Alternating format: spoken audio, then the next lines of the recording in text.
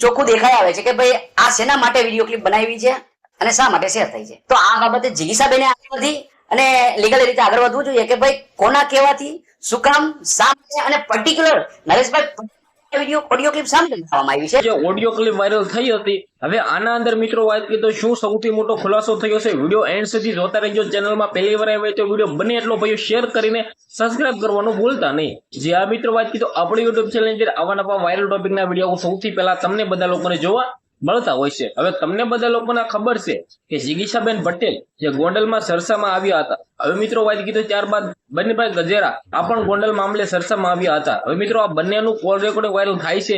આના અંદર મિત્રો વાત કીધું ફરી વખત ગુજરાતની અંદર ઉછાળો આવશે અને ફરી વખત મિત્રો વાત કીધું આ સરસામાં ટોપિક આવે છે. હવે આના અંદર મિત્રો વાત કીધું જિગીશાબેન પટેલનું એવું કેવું છે કે આ ઓડિયો ક્લિપ એઆઈ થી બનાવેલી છે. આ ઓડિયો ક્લિપ છે એ બિલકુલ ખોટી છે. આની અંદર હું નથી બોલ રહી.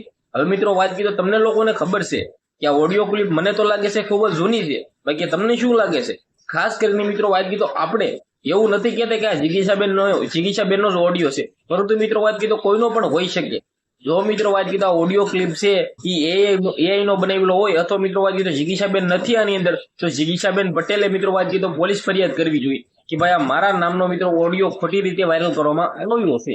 જ્યાં મિત્રો વાત કીધો જો જિગીશાબેન પટેલનો જ આ ઓડિયો હોય તો મિત્રો વાત કીધો જે નરેશભાઈ પટેલ છે તેને મિત્રો વાત કીધો ફરિયાદ કરવી જોઈએ કે ભાઈ આ ઓડિયો ક્લિપ ક્યાંથી વાયરલ થઈ. હવે આના અંદર મિત્રો વાત કીધો તમને શું લાગે છે? ભાઈ મને તો જે લાગે છે એ મેં તમને કહ્યું. બાકી વિડીયો બને એટલો ભાઈઓ શેર કરીને સબસ્ક્રાઇબ કરવાનું ભૂલતા નહીં, કારણ કે ભાઈઓ આપણી યુટ્યુબ ચેનલ અંદર આવા નવા વાયરલ ટોપિકના વિડીયો સૌથી પહેલા તમને જોવા મળતા હોય છે. આજના વિડીયોમાં આટલી જ માહિતી. આપણે નવો વિડીયો મળી.